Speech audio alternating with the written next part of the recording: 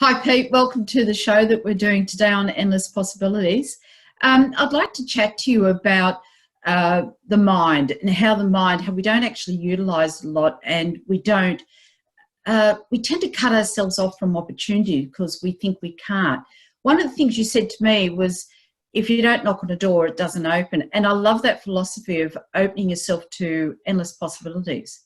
Yeah, well, I definitely believe we co-create this reality that we're experiencing now, and it's a game that we all get to play, and there are many tools that we get to use to play the game. It's like any game, you know. There's a certain set of rules that we need to stick by in this experience, but there's also there's these wonderful tools that are out there that can help us play the game a little bit more, with a little bit more joy, a little bit more fun, with a little bit more understanding, a little bit more awareness, instead of it just being down to randomness and things happening to you.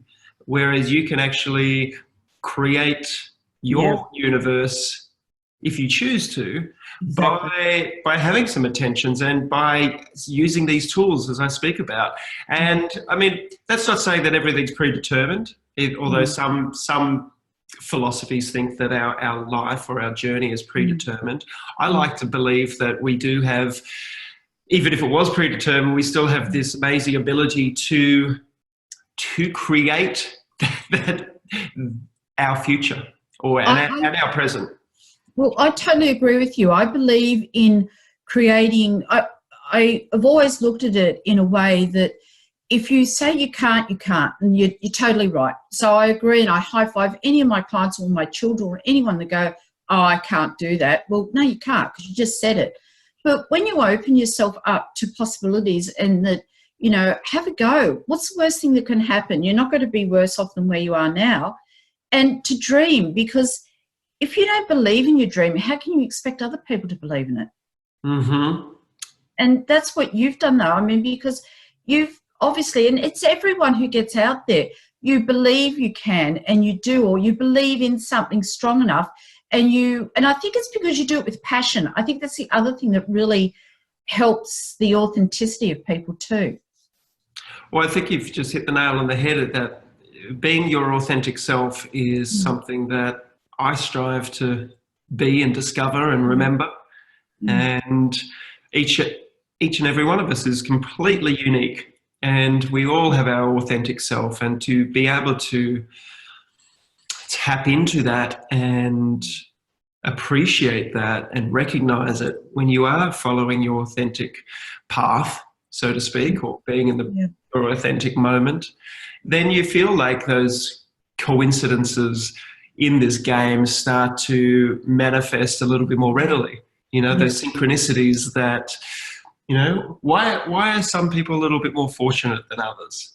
You know, is it because they're in the right place at the right time, or is everybody in the right place at the right time, and certain people are just a little bit more in tune or aware of that and the potential signs that are there, or the paths that are offered for them to follow?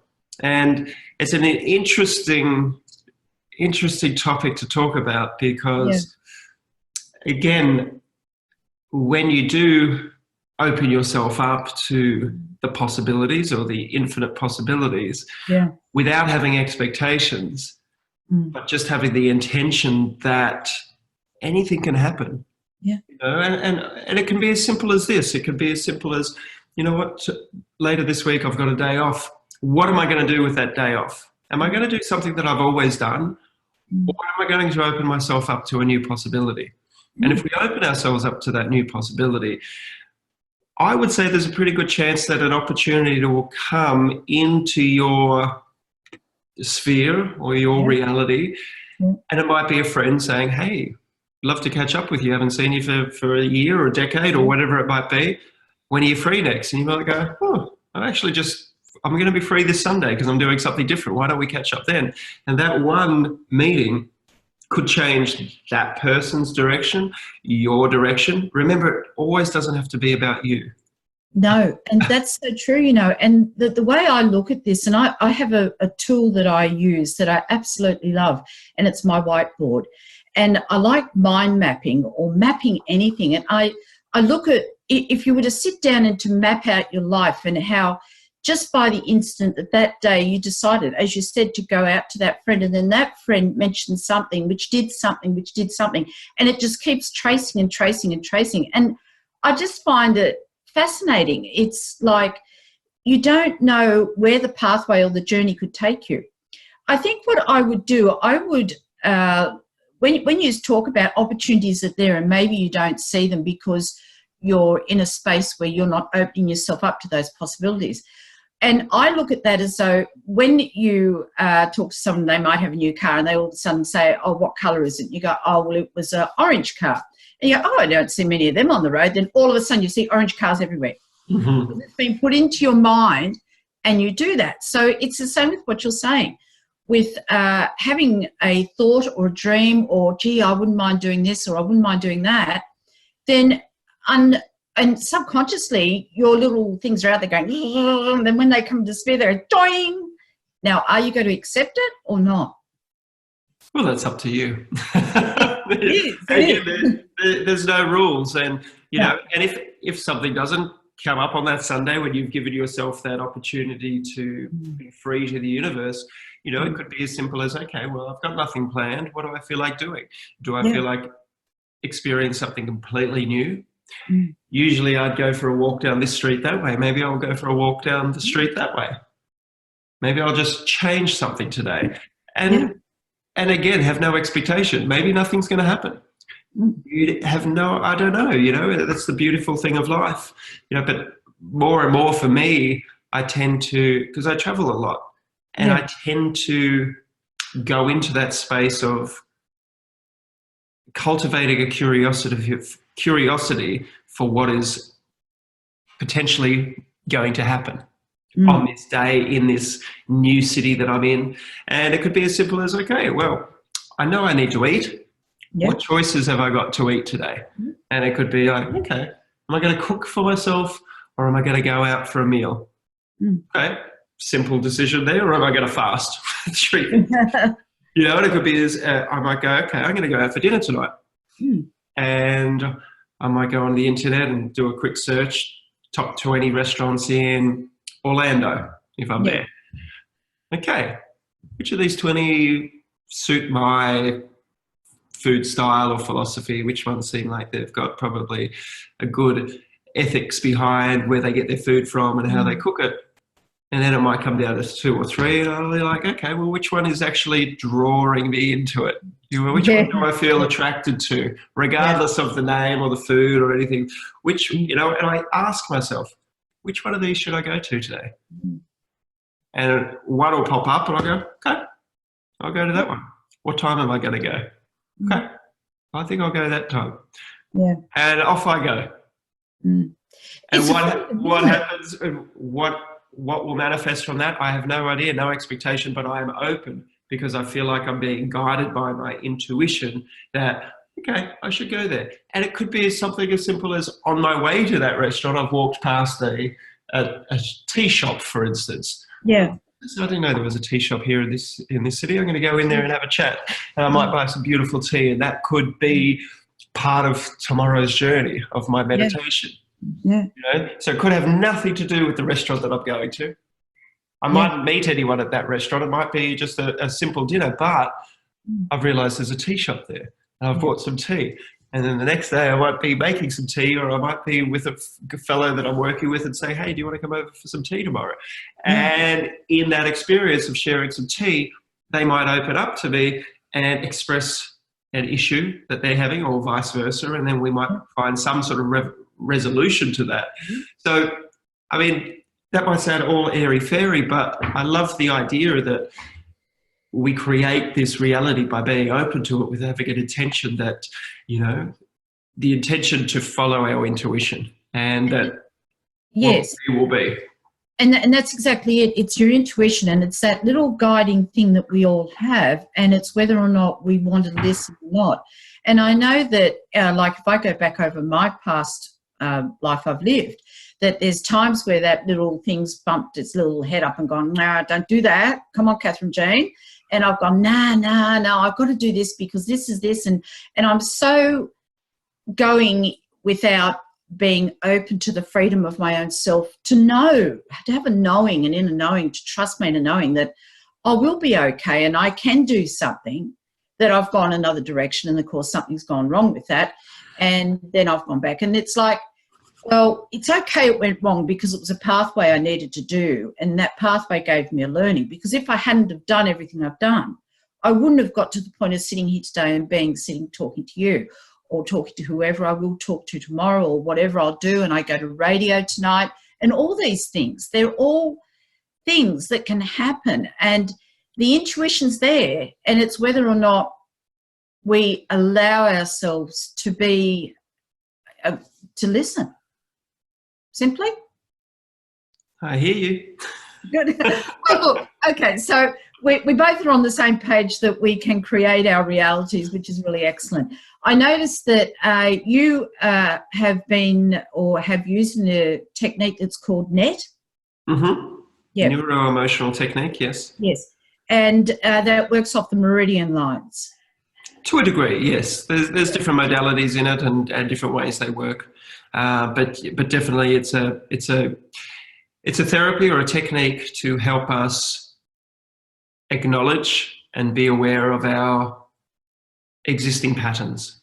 Yeah. Of thought, of behavior, of belief. Mm.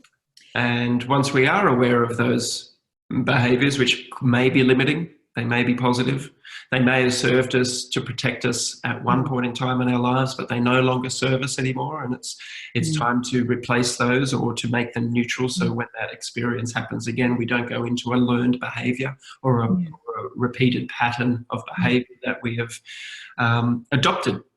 Yes. So it's a beautiful treatment. It's open for everyone. My children have been going since they were 1, and my mum, who's now nearing 80, she also goes. She's had 100 sessions in the last 10 years, and I've probably had 500 over the last 25 years. I had one today, actually. It was really I'm only just sort of learning about this technique. I mean, it's something because I found it when I was actually doing a little bit of Googling on you. So there you go. I did do that. But the thing is that it's what I liked about what I've read so far is that it comes back to the actual core or root of where, if there's an emotional trauma, if we could say, that happened to us, that it's made this happen and this happen, which is a chain that happens. So instead of like what happens so often that people put the Band-Aid effect over and they hit you with antidepressants and, you know, whatever drug they can find, you're actually getting back to the core and you're fixing that core issue. That would be right, wouldn't it? Well, you are becoming aware of it first and foremost. And I think with awareness, then once we can identify something, then we can have that awareness to be able to see it or feel it, and then we can choose to remove it or replace it or delete it. You know, remove and delete is the same thing. But again, it's just a simple tool that you want to be open towards and have the intention of working on it. And generally, it's never what you think it is. So that's why the therapists are fantastic, because they're asking your inner knowing or your cellular memory, where you store all of your past hurts, pains, traumas, because we trap that into our bodies. And then we create a behavior from that to protect ourselves. And it's a fascinating thing. And you have to understand that it's just our perception of that experience is what led to the negative belief pattern or the storing of that trauma in our body, which can manifest into a disease in our bodies. You know, so often, from talking to these therapists, they deal with everything from cancer to autoimmune disease to sexual assault to anxiety, depression, you name it. They deal with it. And it is always the way that we view ourselves in the world. And from that, we need to change our perception of ourselves and the world. And that's what their simple 20 or 30-minute session does, which is non-invasive. It can be emotional to remember this, then very emotional to understand why you went into that behavior or that pattern. And it can be very liberating to acknowledge that and be aware of it, and then move forward in a neutral way, so that you no longer have to wear that mask or have that identity to protect yourself from the world anymore. Which then hopefully you don't need to go to a drug or an antidepressant or this or that. Or, you know, maybe you still need medication. You know, it's not just like a one-hit wonder. Sometimes it's multi-layered and multifaceted. But it's definitely a wonderful technique that I would highly recommend people who are curious about finding out more about themselves have a look at. And I think that, like, just recently on radio, I do a radio segment that is basically a healthy lifestyle program in the Hawkesbury. And I was doing a segment on postnatal depression. And when I look at PTSD, I think a lot of people tend to keep that for the reserve, ambulance, the army, the defence forces and all those sort of places, thinking that they're the ones that have this PTSD. But in actual fact, childbirth can be very traumatic for not just the mother, but also for the baby, and the trauma that can be actually held in that. And I don't think that we realise or even value those things enough to our own selves to know that those little things in life can actually then set off a lot of chain of reactions, of emotional reactions that can keep us very trapped from being able to live. Oh, for sure. And even in utero, from conception to birth, we can take on a lot of the energy from our parents and our surroundings as well, which can form who we are and our belief systems, because we feel everything, we sense everything, and it's all energy. So this technique can bring about a lot of change. And with that, talking about that, with how your perceptions are and things like that, I did work for, volunteered for Lifeline for a while. And the perceptions of when you're actually, you learn a whole new language when you're talking to people in those suicide situations. And it's very interesting to learn how people do have that perception of life, and to be open to, when you're speaking to people, that you're not judging from your perspective. You've got to be open to everyone's. And I think that's where we also tend to get trapped, that we get held down by a lot of judgment from, you know, anyone when you talk to any sort of person about any mental health problems. So do you find that, like, with the judgment of things like even when you go to the point of the things that you've done, you've gone out on the paleo, you've gone out and said things, that people are so heavy to hammer you back in, which in some ways is good because it's putting so much more publicity your way, which is also strengthening what you're saying. Like, I look at the CBD oil, okay, you're talking about CBD oil at the moment. There's a lot going on with that, and yet why are we not opening our way to the oils and the benefits of the oils, when many years ago, in the 30s and up to the 50s, the doctors were telling everyone to smoke cigarettes because it would help you and, you know, give your endorphins going. And now we have a benefit of something that can help epilepsy and all these things, and yet we've got problems. Yeah, I should clarify. I'm not talking about CBD oil. I'm talking about cannabis. I think we need to be very careful when we fragment something or splinter something into that. I'm talking about a plant that has many, many uses that can be very beneficial for humanity. And the beautiful thing about cannabis as a plant is it can change your perception of yourself, as other plant medicines, other plant medicines and psychedelics can do, which is why I'm a huge fan of exploring myself through the use of psychedelics and other plant medicines. And cannabis is a psychedelic because it helps you change your perception or have a different lens or filter that you see yourself and the world in which you're a part of. And that can only be a good thing for personal growth and for understanding of yourself and your bullshit. So do you think what it does is it takes that judgment and that predetermined ways that people set out that we should live life, and it should be, you know, you go out, you get married, you buy the house, you have the 2.3 kids, and this is how it all has to happen. Do you think that by having that place where you can actually chill out, that's where the benefit of getting rid of all that like fluff and that stuff that's all around you? Well, I think we're at the core of us. We are human beings, and you know, there's certain, as I said at the start, there's certain rules that we need to live by. You know, we cannot jump off a 10-story building and pretend to fly like a bird. You know, we exist in this human body as we're having this conversation here. So the only label I like to go by is one of being human. In some of my psychedelic journeys, that is actually thrown out the door as well, because you depart this reality as a human being and explore different realities where there is no human being there. And that can be very confronting and challenging and very liberating to then come back into this reality and understand that there is more than this and this. So it helps to change your perception and maybe not take yourself so seriously, but also appreciate the gift of life that we're having at the moment.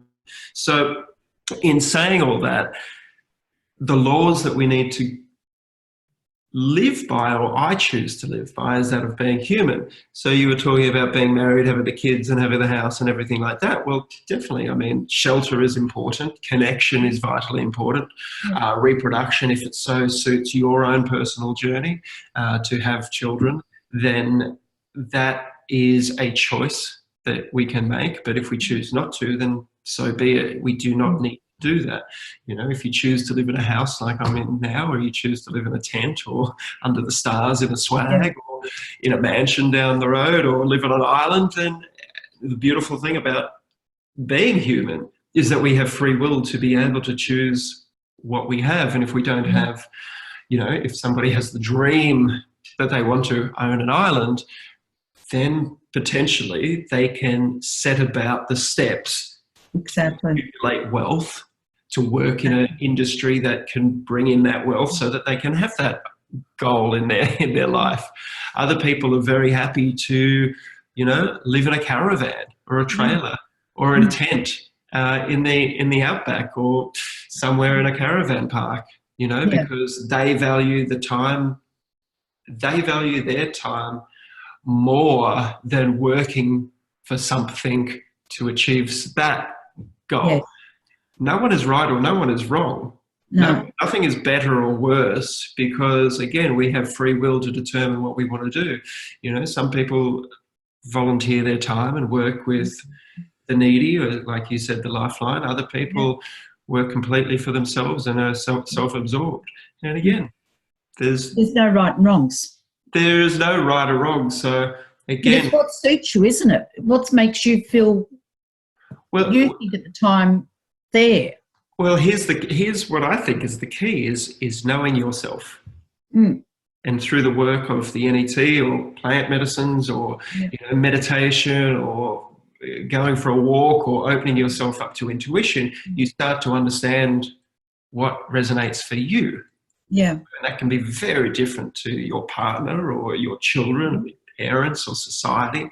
And you follow that intuition into where you want to go, you know. And some people experience great pain in their life, and that is part of that journey, you know, for them to grow from. Other people experience potentially terrible diagnosis in their life, illness, you know, and that might give them a different way of looking at themselves so that they can get out of that and into the world that they want to live in, you know. And I don't have all the answers. All I know is that I'm curious about how I function in this world and how I think and how I behave, and that's all I can do. I read something yesterday actually that popped onto one of my social media feeds, and I won't be able to quote it exactly, but it was from Ram Dass, and he said, and I'm paraphrasing here because I'm not sure if I'll get the words right,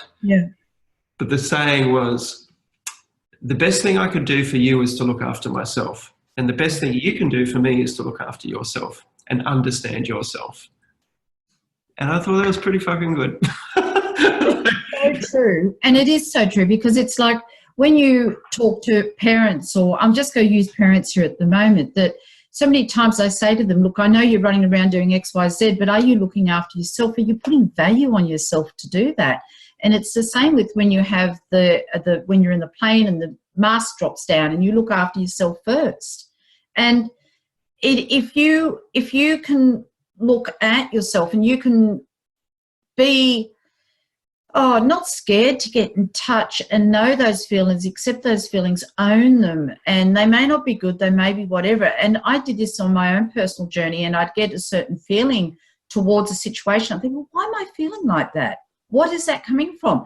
And it would go all the way back till I was that little girl in the school ground who was sad because she didn't have friends. Well, that's okay to be that, because what have I learned from that experience? And then I bring it forward. And I'm not trapped by my own self anymore. And I say I'm deconstructed. I am who I am. My story's open to anyone who wants to know it, because I'm happy where I am, and I love the journey, and I know I'm going to get things wrong, and it doesn't matter, because it's all part of the journey. And I think that's what I'm very passionate about.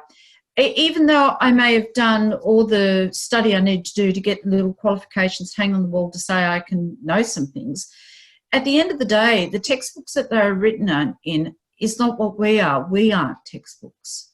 We're so individual. And that's why, what you've done with your life and how you go on your journeys, and you're not in fear to say what your journeys are, I think is absolutely excellent, because it's standing for other people to do it too. Exactly. If you speak your truth, then it's okay for others to speak their truth. Yeah. And our truths might be completely different. Yeah. But isn't it beautiful that we can all stand in empowerment of our own being? Yeah. In a non-judgmental way, or a non-violent way or aggressive way, but in a completely non-judgmental and accepting way. Yeah. And some of the greatest, I think, mantras out there is to trust and accept and surrender. Surrender that you have no control over anybody else. Trust that you have control over yourself, and sometimes you just have to let go of that as well. That sometimes it's just going to play out regardless. And trust, surrender, and accept is some of the words that I use daily when I wake up. Trust in this, accept what happens, and surrender. Don't hold on too tight to what it is. A lady asked me in the audience of my seminar the other day, we spoke in front of 500 people. What are you going to do about 5G, Pete? I was like, I'll probably put in some things in the house to protect myself and my kids. And that's what I'll do to start with. Yes. That's the first step, because can I stop a telecommunication movement that is happening, whether I like it or not? I don't think I can, but I can put into places the things that I can, that I know, to protect myself and my family to the best of our ability. Will a population have to get sicker for this to manifest in a way where we have a public uprising? Maybe that's what is needed. Maybe I need to trust in the process that 5G needs to come for that to happen. Maybe people need to trust in the process that Trump needed to be president for change to happen. Maybe we need to trust in these things, that even though it seems like doom and gloom out there and everywhere we turn, it's terrible. But I have a trust in the process that, possibly because these things are a little bit out of our control, but trust in the process. There's a vegan movement happening at the moment, and I'm so excited by it, because 5 or 10 years down the track, we know that there's going to be a lot of sick people that are following this movement. Not all, but there's going to be a lot. But they're already switched into protecting the planet, looking after themselves, worrying about the welfare of the animals. But so they're already on that journey. If they suffer ill health and they get out of their belief system that this is the only way, what's the next step? Maybe they need to look at what it means to be human Mm. And what are we? We're omnivores. Let's bring that back. Let's understand what that means. Omnivores, we eat plants and animals. Okay, maybe I'm missing a little part here, but maybe we needed to get sick and have this movement for us to understand who we are. So I get excited about all of these things, even though, would I prefer not to have 5G come into my neighborhood? I would prefer that, for it not to happen. But if I can't control it, let's trust in the process that, maybe somebody's going to get sick, and that person that gets sick is going to be related to a member of somebody that has the power to stop these things, or whatever it may be. And I don't wish that anybody gets sick, but trust in the process that something's going to happen that needs to happen for us to evolve to the next point. And I think that that's like when you look at the movement of the 5G and the digital, how, there's mobile phones in children's hands earlier than were in my children's hands. And when we were talking about bullying and the cyberbullying going on, and I said a piece recently where when I grew up and my children grew up and things like that, that if they were bullied or anything happened at school, when they came home, they had a safe place. But now, because they've got their phones at home, the majority of them, that they don't have a safe place because they're then attacked at home as well. So the question goes then, well, they say, well, Kathryn, what do I do? My kids need it for this, they need it for that. Well, it's about putting in, like you said, putting in precautions to give a safe place some time in there for the child to not be bombarded by bullying. It's the same as the 5G, not exactly, but, you're putting in systems, you're putting in steps, precautions to protect your family. And maybe we need to look at, okay, it's bad what's happening and it's going to run its course, as you say, but what protections can we put in place to guard our family and the ones that we care and love about? Well, there's plenty of information everywhere you look. If you want to get protected from 5G, there's great websites and us out there that can do it. Regarding bullying, people try to bully me every day. And if I could speak to these children, I would say it's got nothing to do with you. It's just their perception of themselves, and you're a mirror for them. And what they're seeing in you is something that they wish that they had. Whether it's your smile or your parents' love or whatever it may be, who knows what it is? You can never tell because you can't control that other person. But just remember, it's got nothing to do with you. Wish them well and wish them on their way, and communicate to your parents. Communicate to someone that you can trust.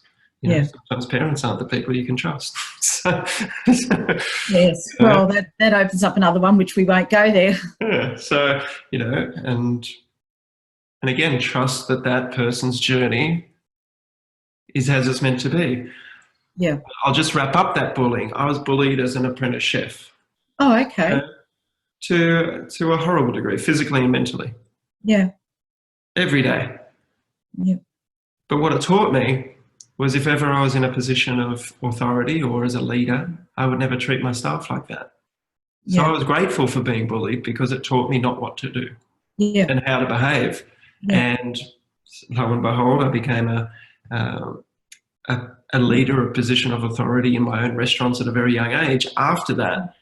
And for the last 30 years, I treat people how I would like to be treated when. Yes. And so, again, trust in the experience. You might not, it might feel horrible at the time. Oh, why are they picking on me? And I used to think that, why is this guy picking on me? And I picked up a knife one day and said, you fucking touch me again, I'll kill you. He backed off. Yeah. And I left work. I decided not to work there the next day. I said, fuck it. I stood up for myself. I did that.